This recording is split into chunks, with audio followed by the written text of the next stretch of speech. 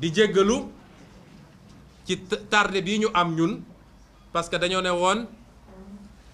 takkusaan mooy 17h dañuy door waxtaan wi yéen ñëpp yéen a ngi toog parce que bëri na ñuy def direct doon xaar may wax sénégalais yi di leen gaaral ni dañoo amoon lu ñu gàllankoor tuuti ndax tey bi ñu toogee ba booru midi ñii nga xam ne ñooy saytu suñu kaaraange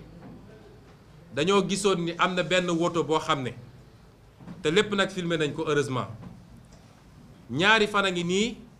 mu taxaw sama wetu kër léeg-léeg ñaar ñi ci nekk génn bu ñu ñëwee taxaw di filmer sama kër di jël ay photo ba tey mu am ñenn ci sama waa kaaraange ñu jàppanteeg ñoom parce que loolu noonu dafa garaaw parce que loolu violation de domicile la violation de la vie privée la te constaté nañ ko te dinañ déposer plainte bañ leen ca gisee la ñu dem araftu leen mu am xëccoo seen diggante ñu ñëw wax ma ko daanaka bi ñu ma ko waxee dama leen ne dem leen ngeen jàppal ma leen parce que Macky Sall xoqatal gi muy xoqatal dafa war a xam ni ñun loolu yëngaluñu man Macky Sall mënumaa tiital yor na police yor na gendarme yor lu mu neex lu ko neex waaye mënumaa tiital su doon moom ak man rek ñoo ci des bët ak bët moom ak man rek bët ak bët wala APR ak Pastef rek bët ak bët léegi ñu gis ñuy ñokkali kon ñu dénk la réew jox la ay jumtuwaay yoo xam ne ñépp a ci yem nga koy utiliser yow pour di topp ay adversaire politique loolu tardement la wala deltu gannaaw la ci Sénégal te loolu Macky Sall la ko def bi xëccoo bi amee ñu am lu ñu bàyyi ñoom sax ca bañuy daw waaye bi ñu ubbee gannaaw oto bi nañu xam ne ñun Sénégal ñun ñëpp kenn nekkatul en sécurité ndax ñoom yor nañu ay jumtukaay yoo xam ne dañ koy ñëw taxawal fii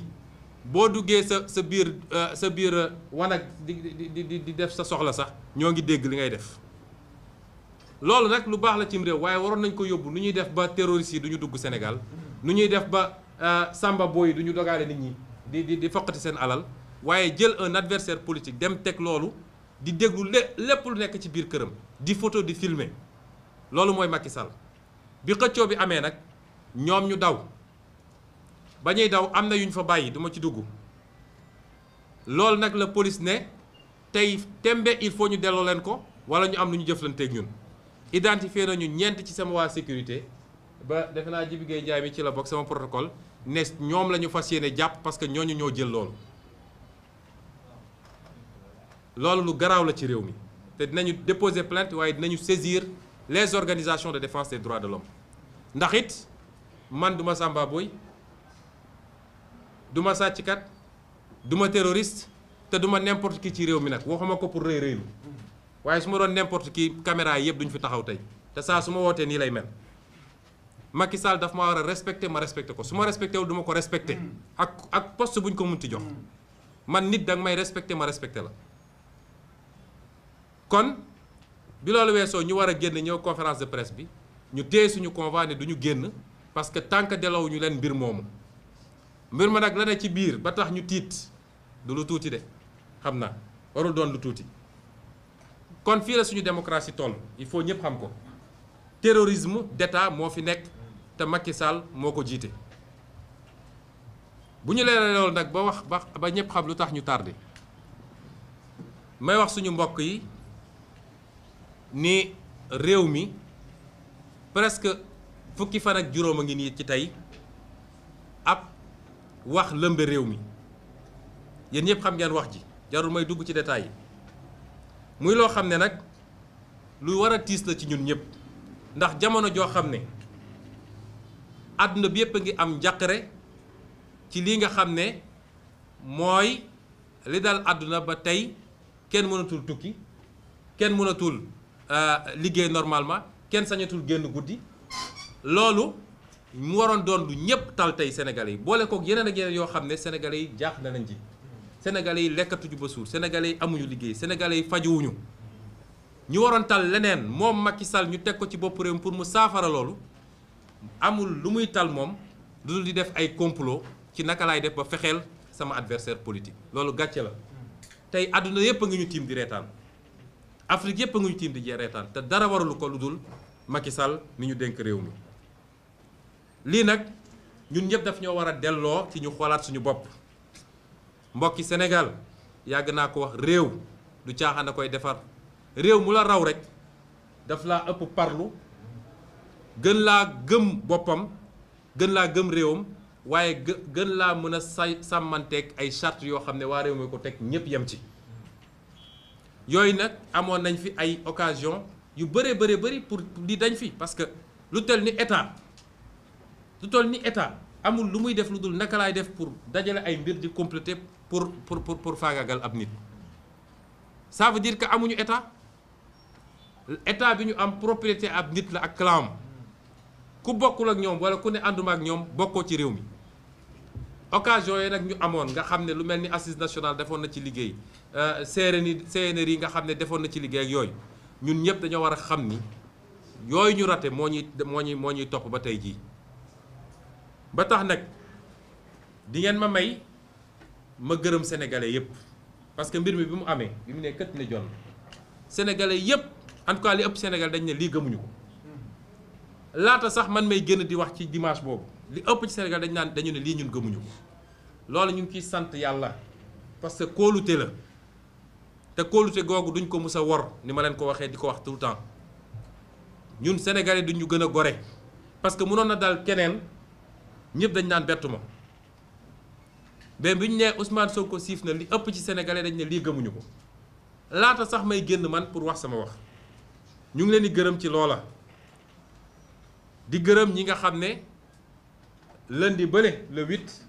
ñëw nañu yendoog man ci kër ga ku mel ni Cheikh Tidiane Dièye yi si la bokk mëq ak ñun grenade lacrymogène yi fekke duma yi fekke bal yi lépp ñu bokk ak ñoom ñu bëri woon nañu ay leader politique ñoom kenn bokkuma keneen ak keneen su ma limee rek juum ñoo xam ne ñoo ko bokk ci bés boobu ñu ngi leen di gërëm suñu partenaires yi nag parce que bi mbir mi amee ba léegi kenn noppalatul su ma naree lim damay juum fii suñu coalition fi nekk waaye am na ñoo xam ne bokkuñu sax coalition waaye liñ ci daj ku mel ni docteur Babacar Diop bi defe naa bi mbir mi ne kët ne jon moo njëkk a àddu ci politique yépp ma gisoon ko ci site internet yi ñooñu ñëpp ñoom mortala ñiy toog fii nit dof kenn ak keneen nelawatuñu lekkatuñu ñooñu ñëpp parce que ku déggul turam rek bu ma ko jàppee waaye xam naa leen ñu ngi leen di gis ñun ñëpp ñoom Dame Mbodj damay tooñ keroog benn waaye ne ko man léegi Ousmane Sonko Mbodj laa tudd ndax Dame Mbodj ak Aïda Mbodj lañ ca daj ak la ca def te defuñu ko pour intérêt bu ñuy ut si man ñenn ñi sax miinantewuñu Dame Mbodj defe naa benn yoon la ñu mës a gisee. ñooñu ñëpp lañ ca daj ñu leen ciy gërëm di gërëm waaye di gën a soññ ndawu Sénégal ndax keroog ndaw ji dafa am lu ñu wone lu ñu firndeel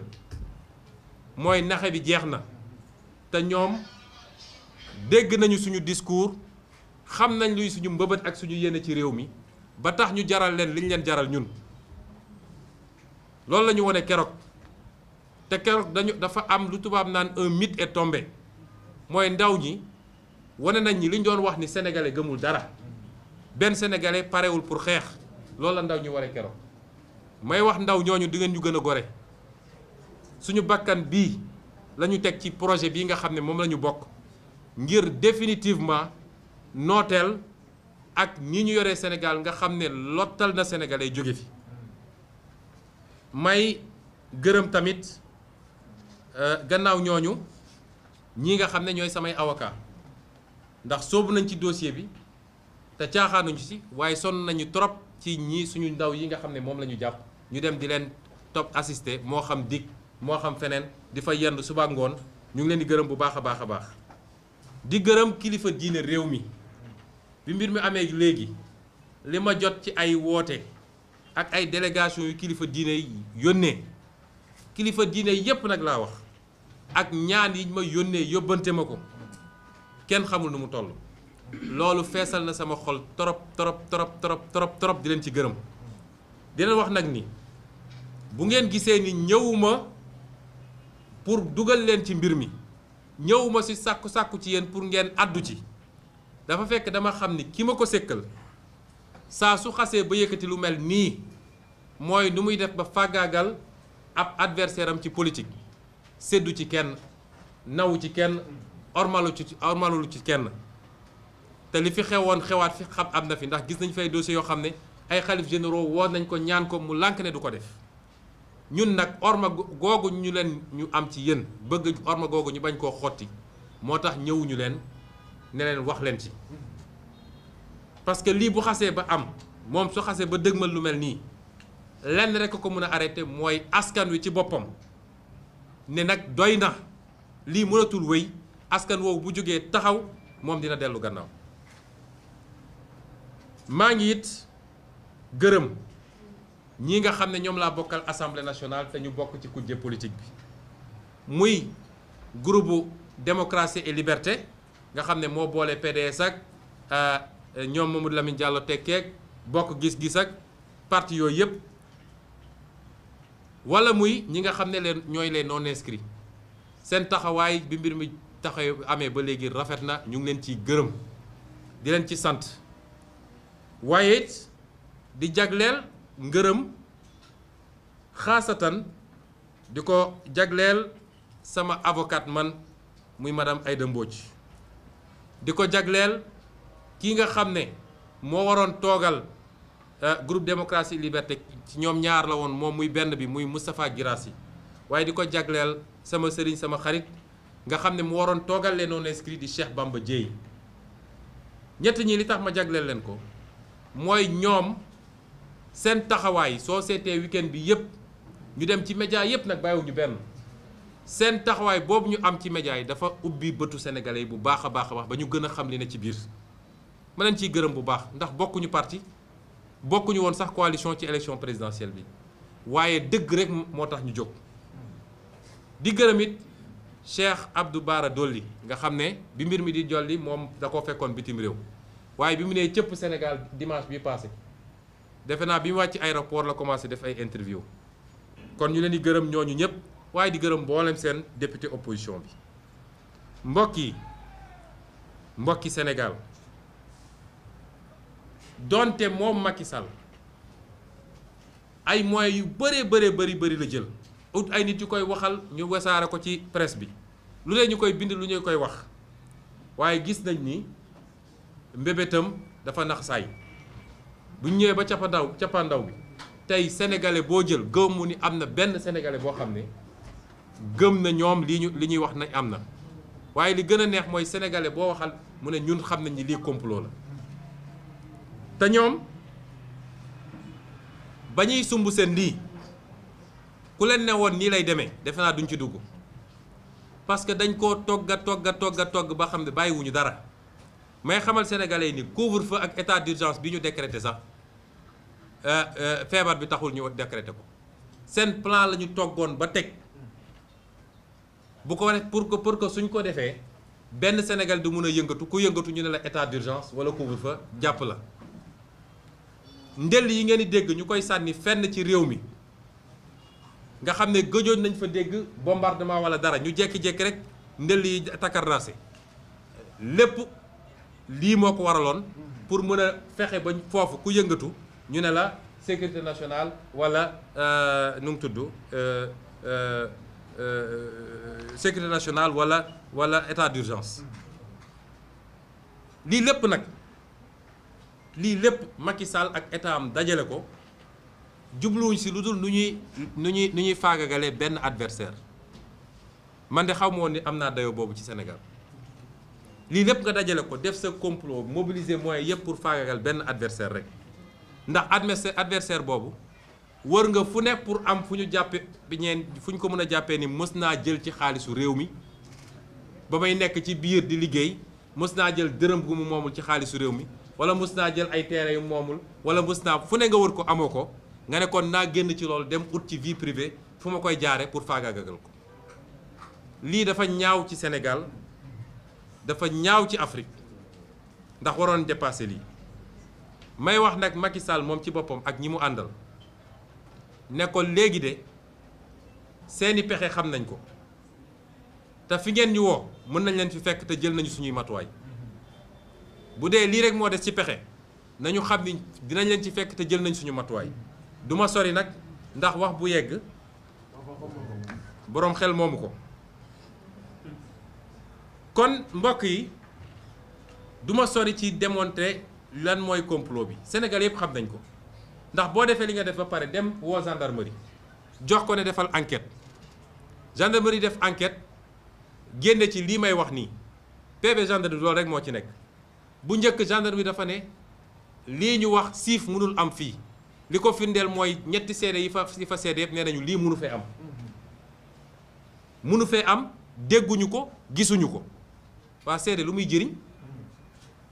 ñu xoqatal seede yi ba tey ji ñu ngi leen di xoqatal ñooñu ne leen du ngeen ñu wax loolu ñu warut a wax du gendarmerie moo leen xoqatal de waaye procureur mi doon woote di joxe ay ordre parce que gendarmerie day appliquer ordre yi procureur ci boppam moo leen doon xoqatal rek pour ñu changer seen version ñu ne defuñu ko gon nga andi ay seede yi ne lii amu fi loolu rek doyat na nga yenu ndaw si yóbbu hôpital ñu génne PV médical ne la lii amu fi kooku jeexoon na ci wax nga ne loolu doyul faw rek ma continuer parce que kii su ma rëccee ci bii fiir naa ko su rëccee ci fiir bi dootuma ko mës a fiir ci àdduna moo tax Sénégal yi nañu xam ni Macky du dellu gannaaw seen programme yëpp dinaa leen ko wax fi mu toll nii PV boobu lan moo ci nekkati mooy gannaaw bu mu ne lii amul dafa jël ngàcce gàllaama gendarmerie dafa jël jotam di wone kii nga xam ne moo ne dañ koo siif li mu wax yépp te bu ñu demee vérifier ko amul moto ma jël si ñu xool oto ko jël si envoyé na ma SMS ñu xool SMS amul ana SMS effacé naa ñu def réquisition ab benn arabe moo envoyé SMS sama baay porté na plainte Ousmane Sonko ñu vérifier plainte musul am suñ ko doon génnee war naa feesal ab page wala ñaari page loolu wane ni kooku amul crédibilité bu ñu ko war a mën a dégloo parce que su benn fen rek amoon décrédibiliser na ko waxuma laa nag lu ëpp 30 fen ci benn wax waaye li gën a neex ci mbir mooy PV gendarmerie bi yemul foofu mbokk yi PV ventre bi gendarmerie bi dafa dem ba wane ni lii ab complot la ndax bi ñu demee ba ne ndaw si ku la jël si bi mu demee ba xam ni sës na mu ne xaw ma naka Ahmed Mbaye ñu woo kooku ne ko yow noo def ba jël si ko mu ne damaa woo sama benn xaritu avocat bi woo médecin ñu ñëw jël si ma dem jëli ko ñu ne ko yow ndax da ngay def politique mu ne dee def ma politique waaye sama nijaay wala sama baay day def politique Benno Bokk Yaakaar la bokk waaye xale yi gaaw nañu génne photo yi yor t-shirtu APR Benno Bokk Yaakaar nekk ci meeting loolu su dul def politique lan mooy politique ci Sénégal gis nga am réew bu normal boo jëlee koo xam ne dem nañ ba jàpp ni c'est l'un des principaux opposants ci ñu gën a jàmmaloo ak nguur gi la ñu naan dañ koy tuumal dañ koy utal dara ci biir enquête bi ñu génne ci turu parti Macky Sall rek loolu dafa waroon jeexal mbir mi waaye sax dafa waroon ubbi beneen dossier mooy dossier complot bi contre ñoom mooy li amoon Amérique ci dossier bi ngeen dégg Watergate nga xam ne président Richard Nixon ci boobu lañ ko wàccee kon di lépp su dajee ci dossier complot bi leneen firndeel ko ndax yéen ñëpp dégg ngeen ab message boo xam ne ab avocat buñ ci tudd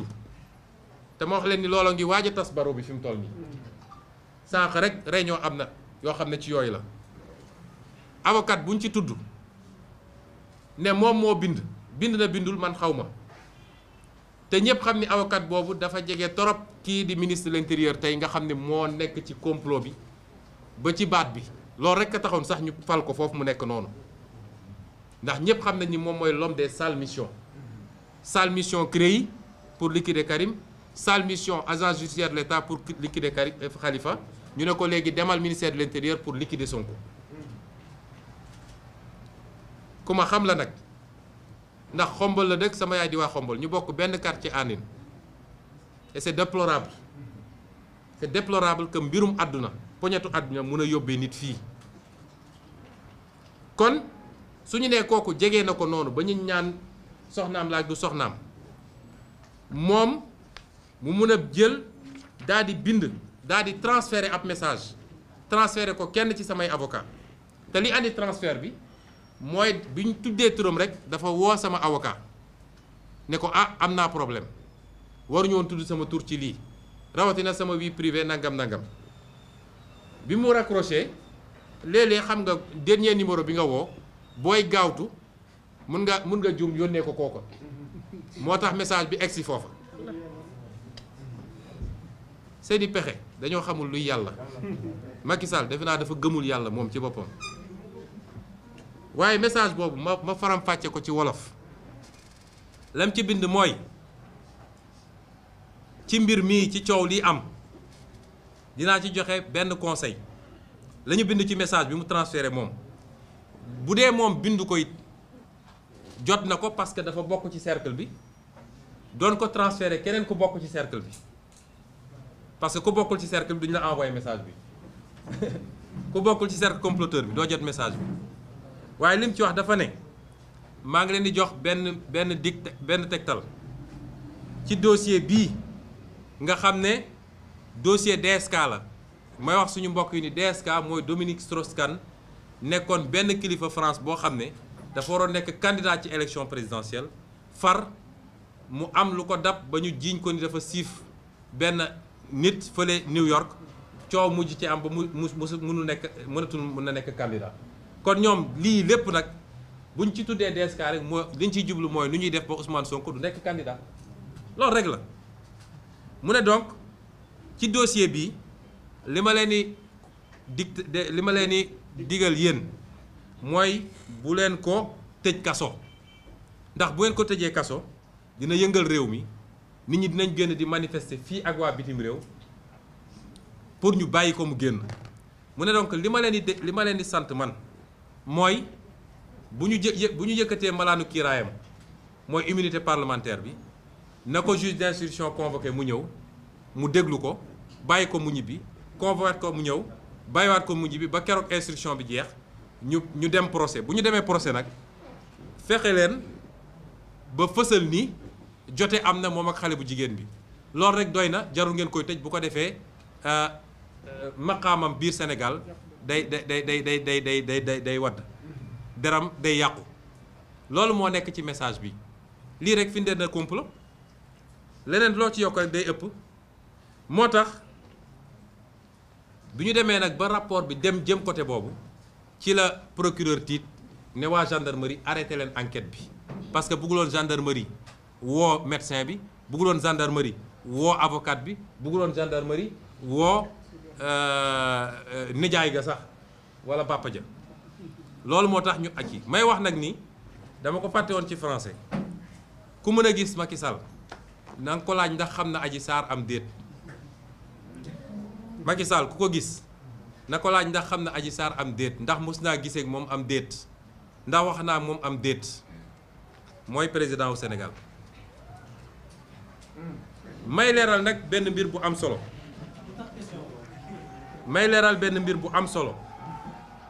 mbir moomu mooy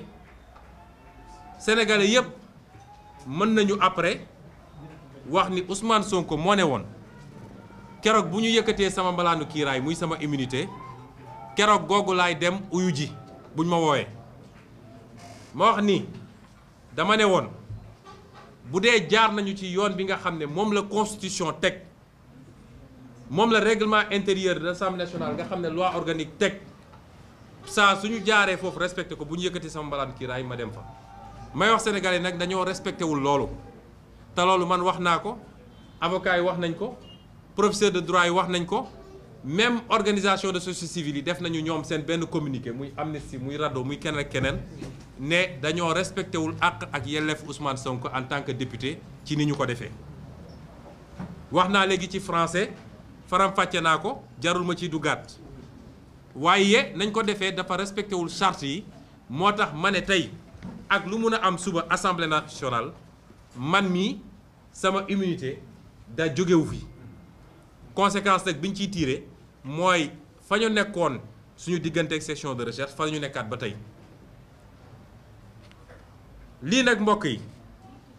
lenn rek moo ko tax a jóg lii lépp nag ma tudd kenn mooy responsable bi mooy Macky Sall lan moo ko tax a jóg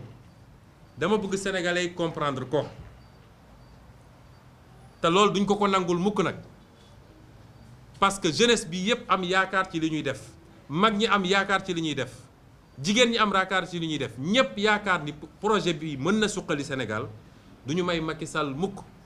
mu utiliser affaire u caaxaan yi pour ne tey dina dakkal projet bi donte sax bu téye woon Ousmane Sonko du tax projet bi dakk loolu tam ma wax ko parce que projet bi du Ousmane Sonko waaye Ousmane Sonko am na lu mu représenté ci projet bi moo tax ñun ñu ko bokk ñëpp duñ ko nangul loolu. may wax ni lenn rek moo tax a jóg Macky Sall mooy nu mu mën a gaawantoo pour juge bi inculpé ma mooy mu ne man maa def li ñu wax te du ko teg fenn nag ñu gaawantu def mandat de dépôt mooy ñu ñëw téye ma yóbbu ma ba rëbës. loolu buñ ko xasee ba am dañuy ubbi instruction mooy juge bi day jël temps pour seet ndax lii am na walla amul di dajale pièces yi comme nag ci domaine bii dañu ne ci wàllu wii su dee dañu wax siif juge bi mun na jël temps bu ko neex su ko neexee mu jël 10 ans pour def instruction loolu buñ ko xasee ba am ma répété ko seen mbëbët yépp mooy ci lu gaaw fii ak fan yi di ñëw walla fii ak heure yi di ñëw lu ñuy def ba ne coppet jàpp Ousmane Sonko yóbbu rëbës loolu bu ñu ko xasee ba def fa lañ lay bàyyi 3 ans 5 ans 10 ans fexe ba génne la ci fichier électoral bi ni ñu defoon Khalifa def ko Karim bu ko defee Macky Sall nag ne mun naa am lu ma neex mun naa déroulé lu ma neexee et cetera et cetera loolu laa wax ni ñun duñ ko nangul loolu rek moo andi lii lépp ngeen gis moo tax ma ne man mi Ousmane Sonko. li ma waxoon ci sama génn bu njëkk bi mooy Macky Sall xamul droit Macky Sall xamul yoon Macky Sall bu xasee ba yëkkati projet ne tey ma faagaagal Yacine Fall fii rek askan wi taxawul ne ko lii d'accorduñ si Macky Sall kenn mënu koo tere mu def ko moo tax ma ne man dinaa taxaw jàmmarloo ak moom dinaa taxaw résister parce que loolu constitution moo ma ko may. seen menaces yëpp ñuy wax appel à insurrection xaw ma lan man maa ne man Ousmane Sonko ci sama bopp dinaa taxaw résister ci lii ñu bëgg a def ak nu ma ko mënee waaye dinaa ko résister mën nañ ma ëpp doole parce que ñoo yor nguur waaye du yomb ci moom de résistance boobu ni ñu koy defee ni ma koy defee man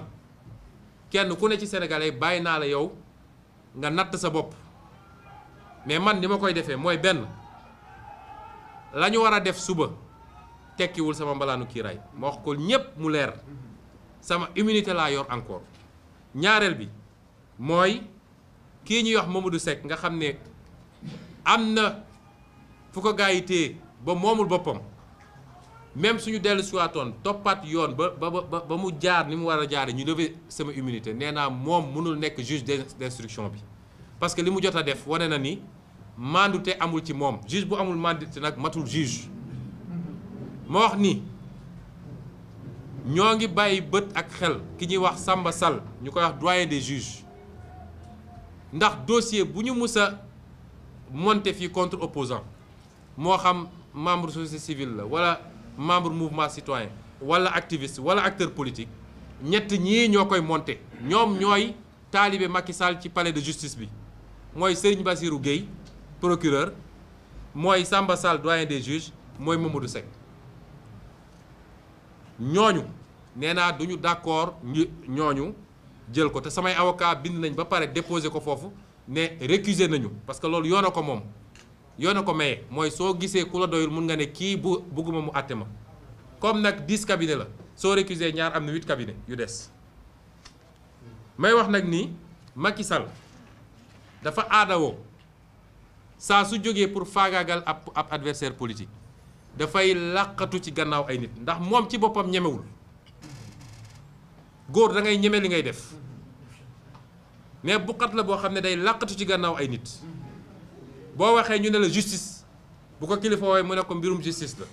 bu demee RFI ne mbirum justice la comme du wax ak waa fii waa RFI lay waxal dama ko wax ni bii pa bu dee dafa bëgg a faagaagal Ousmane Sonko il faut mu li muy rendi na nangu ni moom deret bi dina taq ci moom loolu laa koy wax jarul muy làqatu ci gannaaw ay magistrat il faut mu xam ni loolu dina takk ci moom. waaye nag may wax sénégalais yépp ni man de maa ngi sant yàlla bu dee am naa ay jafe-jafe yu ndaw ci li taxoon may dàmp sama yaram loolu reyul nit maa ngi wér gu yaram gu mat sëkk canceru ma ci lu ma yéegul diabètu ma aw ma insuffisance rénale aw ma benn xeetu jàngoro maa ngi nii alhamdulilah lépp lu mën a am nag gannaaw bu ñu defee seen force yi nañu xam ni Macky Sall la ndax am nañu seeni xeetu yu ñuy utiliser pour posséder nit wala am yeneen yu ñu koy def ba faagagal ko ñëpp xam nañ ko lépp lu mën a am moom Macky Sall la moo wax ko sénégalais mu leer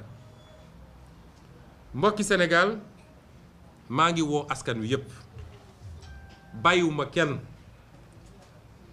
jamono ji ñu nekk kenn ku nekk ci ñun war na xam ni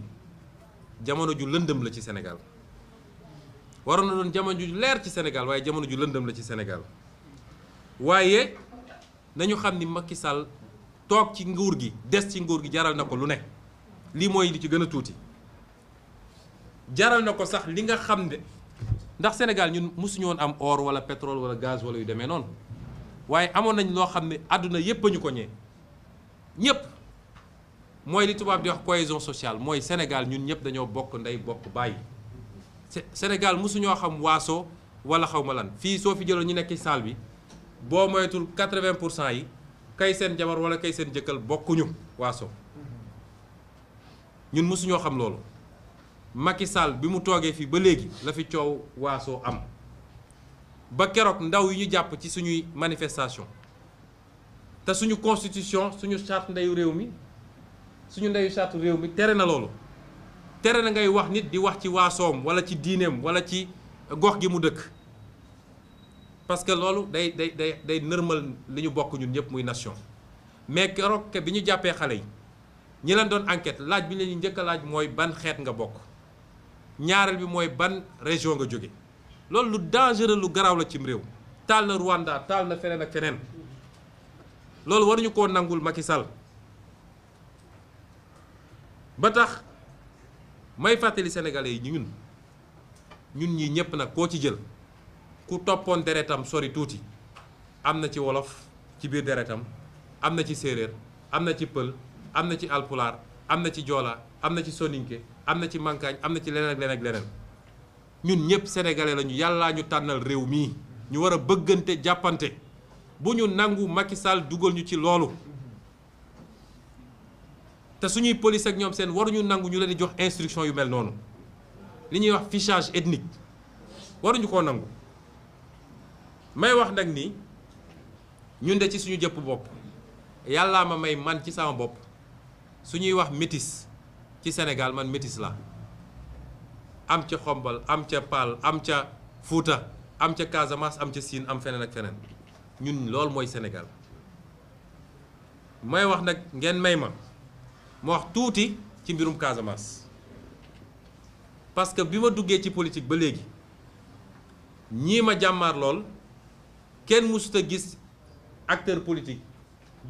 jamono ñoom Lamine Gueye ba tey mësuñoo gis ku dugg ci politique ñu jël sa waaso wala sa région bi nga dëkk def ko argument politique di wër nit ñi naan ñii nii la ñu mel ñii nii la ñu mel damay wax ni Casamance dafa xew ñun ñëpp la naqari ñeent fukki at a ngi nii jàmm amul guerre bàyyiwul ñun ñëpp la naqari te ñi ci gën a perte nag mooy waa Casamance ñoo ci njëkk a perte parce que mënuñu liggéey mënuñu defar économie mënuñu defar leneen ak leneen ñay jàmmaarloo Casamance ñoom ñëpp sénégalais lañu kiy tiire ak ki koy tiire ñoom ñëpp sénégalais lañu kon ñun dañoo teel a wax leeral ko ma bindoon ko ci sama téere waxaat ko ci campagne bi ni ñun dañu dul d'accord benn yoon mu am benn pàccloo bu ñuy defaat fii ci biir Sénégal ndax suñu réew yi nga xam ne tubaab bi muy dem bañ ñu am doole moo tax mu jël suñuy réew dagg ko ba ñu doon ay réew yu ndaw kenn amu ci doole pour mën a dem réew yooyu lan lañ ciy daggaat keroog Soudan bi nga xam ne xeex nañu ba am indépendance fan la mujj ñoom ñi ngi xeex seen biir kon li ñu war a def mooy waxuma sax daggaat ay réew waaye nu ñuy def mooy suñu réew yi nu ñuy def ba dajale leen par exemple ci cadre CEDEAO ñu am benn fédération bu mag boo xam ne dina am presque 380 millions d'habitants def 6 millions de kilomètres carrés noonu nga mën a construire une puissance waaye c'est pas 196 kilomètres carrés et 16 millions d'habitants ñun dépassé nañu waxu ay région ak ay ñu ngi wax Afrique ñoom seen gis-gis bu gàtt ñoom ñoo nekk ci loolu kon wax jooju di wax ju rafetul ju ñaaw nga xam ne boole woon nañ ko ak yeneen wax yoo xam ne sax ci jëmale ko ci tarixa ak leen ñu dem ba Sénégal yi gis ni lii amul waaye su ñu demee ba lii am ñu jël ay xale di leen laaj ban xeet nga bokk loolu dañ koy dénoncer te wax ko sénégalais ba ñu dégg ko kon Sénégal yëpp laay waxal Macky Sall dafa nekk ci ab yoonam mooy ñenn ci ñun jàpp nañ ni 3e mandat moo ko tax a jóg déedéet Macky Sall mandat à vie c'est-à-dire toog fi doon buur nekk fi ba mënatul ba xobidaas jox doomam wala jox keneen ku mu wóolu loolu ko tax a jóg loolu suñu démocratie mënu ko nangu kon ñun ñëpp ñoo war a taxaw parce que fii ñu toll ñi ci Sénégal ay nit dañ cee sonn xeex ci boobu ñun juddooguñu ñeneen di ci xeex ba ñu am niveau démocratie bii ñu am est-ce que war nañoo nangu seetaante Macky Sall ñëw faagagal loolu yëpp loolu mooy enjeu bi du Ousmane Sonko ku yaakaar ni Ousmane Sonko mooy enjeu bi da ngay nax sa bopp enjeu bi mooy Macky Sall bu jàllee ci bii pa Sénégal yëpp dina leen fi duma bëccëg ci mbir kam ku neeti d'accord maak moom xamal ni yaa ngi kaso moo tax ma woo Sénégalais yëpp woo naa jigéen ñi bu leen nangu da ngeen xeex ba sonn pour am loi yi ngeen am pour ni ñuy dale ci kaw jigéen ñi ni ñu leen di jaaye doole jeex bu leen nangu ñu jël ko politiquer ko woo naa ndaw ñi nga xam ne lott nañu sonn nañu amuñu liggéey ñii ñi ngi dee ci géej gi ñii di dee ci désert bi ñuy wuti feneen lu ñu mënoon am fii seen réew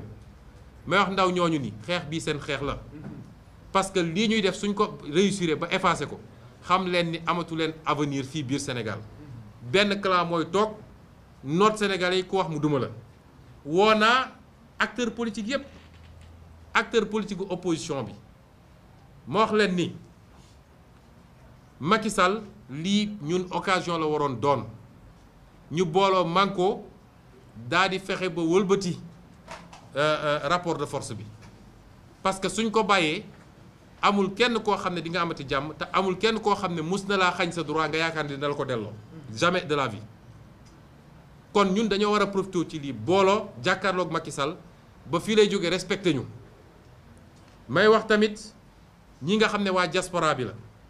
di ay Sénégalais yoo xam ne dañoo bàyyi seen réew bàyyi seeni mbokk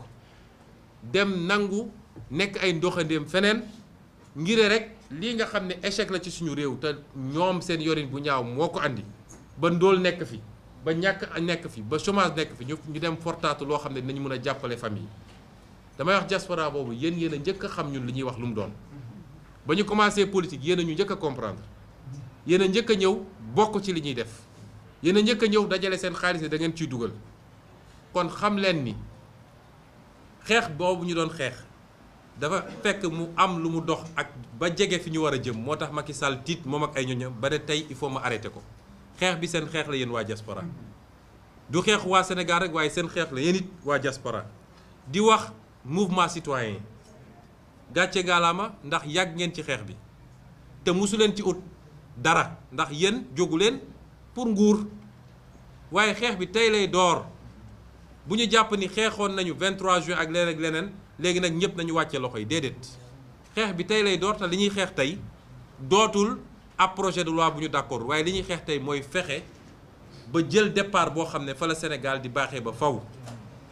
di wax waa société civile bi ne leen ah yéen de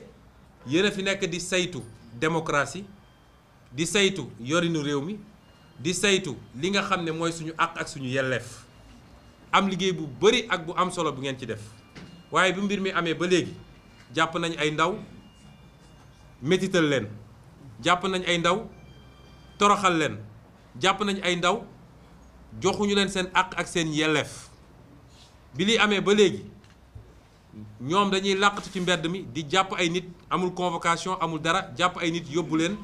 ñoom ñëpp tey ñu yóbbu leen instruction di leen sonnal di leen faagal te ñenn ñi waroon def ay examen, ñenn ñi di ay pères de famille, ñenn ñi di ay hauts fonctionnaires. loolu ay atteinte la aux droits humains, ñu ngi leen ciy interpellé. kon ñooñu ñëpp bu ñu dajee may massawu nag waaye juru ñi nga xam ne jàpp nañ leen, di massawu ñii nga xam ne toroxal nañ leen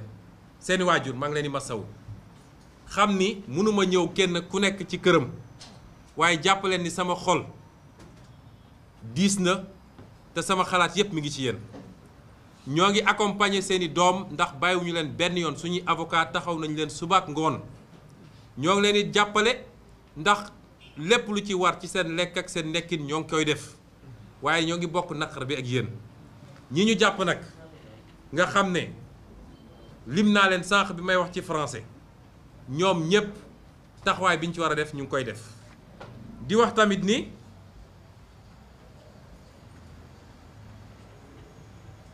ñii nga xam ne jàppoon nañ leen te bàyyi leen, nga xam ne sonal na leen ñoom it, ñi nga xam ne gaañu nañ ci, maa ngi joxe sànq exemple rek xale bi ñuy wax Boubacar Ba nga xam ne fukki fan ak juróom benn rek la am, fukki at ak juróom benn, tey loxo bi dañ koo dagg ndax dañ ko alkaatee ko dóor bal ci loxo bi. photo yaa ngi fii, barki démb lañ ko def intervention. ak kii nga xam ne ñu ngi koy wax Ousmane Diop Vito di Pastef Sindia, nga xam ne tey dafa war a def rééducation parce que paralysie partielle la am, waaye dañ ko opéré CTO, bal bi ci bopp bi la newoon, ñu dóor ko bal à bout portant. yooyu yëpp ñu ngi koy naqarlu, di leen massawu, di wax ni Macky Sall na xam ni lii muy def dina ko dab, ndax su dul fii di ci àdduna, ndax dafa am loo xam ne bu wéyee ci violence d'État day yóbbu nit ci li ñuy wax crime contre l'humanité. kon ñi ngi wax tam Macky Sall ni ñii mu jàpp ñu mat fanweer ak ñett na leen bàyyi, ndax bàyyi na fi ñoo xam ne sàcc nañu xaalisu réew mi, bàyyi na fi ñoo xam ne luxus nañu, bàyyi na fi ñoo xam ne def nañu garaaw a garaaw. ñii defuñu dara dul génn manifester, réagir ci provocation bi amoon, na leen bàyyi parce que ay prisonniers politiques lañu. may wax tamit ni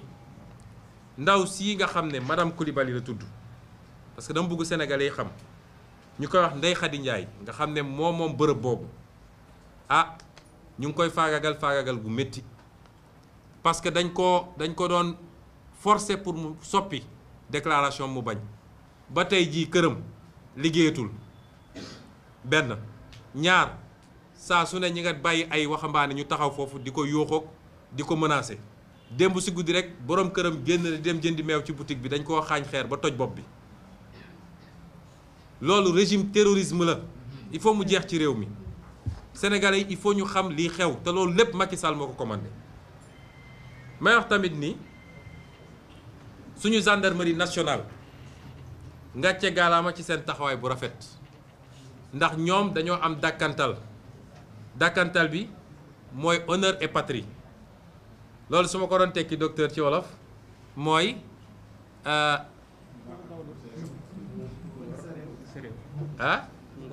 ngor ak bëgg sa réew. ngor ak bëgg sa réew. ngor nag dafa am kenn ku ma musa ne est-ce que xam nga gore ak bëgg sa réew laa ko war a wax, gore ak bëgg sa réew, ndax gore moo sut ngor. dafa am ku musa ne est-ce que xam nga luy différence gore ak ngor, ma ne ko déedéet. mu ne ma soo nekkee plateau bugg a dem Ngor, bu dee yàlla may na wér-gu-yaram mun nga dox dem ba Ngor, waaye boo buggee dem Gore boo mënul fay doo fa yegg. loolay différence ngor ak gore. ñoom seen dàkkantal mooy gore ak bëgg sa réew. ni ñu taxawee ci dossier bi wane na ni gore nañu, bëgg nañ seen réew, ndax pression bu nekk nag def nañ leen ko, waaye ñu taxawaay bu rafet def seen liggéey. faraluñu Ousmane Sonko, suñ ñoon faral ñoom xanaa kay ñi yoon nguur gi la ñuy faral, mais def seen liggéey ba wax lu leer naññ lu wane ni lii ab fenk la. kon gendarmerie boobu moom la askan wi bëgg, moom la askan wi naw, ndax gendarmerie institution lañu. ñu leen di soññ ci loolu nañu doon ndey ji Cheikh ci ñëpp du ñu gendarmerie Macky Sall du ñu gendarmerie Ousmane Sonko ñun ñëpp la ñu bootee njaboote nañu nekk li tubaab ni wax au-dessus de la mêlée waaye di wax tam waa police ni leen ay citoyen ngeen comme ñëpp xam nañ ñi ëpp ci yéen bëgg nañu réew mi bëgg nañ seen bopp kon def leen seen liggéey parce que loolooy seen liggéey waaye buñ leen ci yóbbee ci loo xam ne dafa ëpp li war a nekk ki ngeen di jàkkaar lool di ko tiim ko yor seen mbir di ko dóor na ngeen xam ni seen rakk la seen doom la kon nañu saytu yooyu parce que réew mi ñun ñoo ko bokk may daaneel mbokk yi ndax tënk français ci wolof yombul rawatina bu dee ab joola waaye jàmbaar la may daaneel di leen wax yéen mbokk yi maa ngi leen di woo ñu def benn say nañu def benn say benn takk ndax réew mi ñun rekk ko moom nañu def benn say jàmmarloo ak Macky Sall ak mbébétam bii mu am nga xam ne nu muy def ba far démocratie ci Sénégal moo ko tax a jóg loolu kenn ci ñun waru koo nangu na ngeen xam ni li ñuy wone dictature mooy ab buur boo xam ne moom rek mooy buur mooy bummi ku wax mu dóor saa su amee fenn dafa fekk ñi ëpp ci nit ñi dañoo bàyyi benn groupe bu ndaw dong fexe ba noot leen toog seen kaw te loolu mënul am lu dul dañ leen xoqatal ba pare kon nañu bàyyi ragal gi ku gëm yàlla mënoo ragal nañu def benn say jàkkaarloog Macky Sall résister ci li nga xam ne moom mooy mbébétam mooy fexe ba moom mu mun a noot Sénégal yor ko ba faw te kenn du wax kenn du ne d'accord maak moom kenn amul sañ-sañu ni samp naa sama ndënd parce que bokk maak moom gis-gis loolu moom laay tëjee di ci woo Sénégalais yëpp yi nga xam ne gëm nañu justice bëgg nañu lu baax ci réew mi di leen gërëm di leen sant asalaamualeykum wa rahmatulah wa barakaatu. balaa may daaneel nag wax naa ci sànq bi may wax ci olof dama fàtte faram-fàccewaat gannaaw bi ma waxee sama avocat waxoon naa ci français sama ñeneen ñi nga xam ne ñoom Cheikh Bamba Dièye ak ñoom Girassi liggéey bi ñu ci def am na solo donc wax naa ñoom Aïda Mbodj ñoom El Hadj Malick Guèye Mame Diarra Fam Aïssatou Sabara Abdou Bara Dolly Toussaint Manga Marie Sow sëñ Cheikh Mbacké sëñ Abdou Mbacké Daara Bara Dolly ñooñu ñëpp mënuma lim ñëpp mais ñëpp maa ngi leen di gërëm di rafetlu seen taxawaay ci liggéey bi nga xam ne def nañ ko te liggéey boobu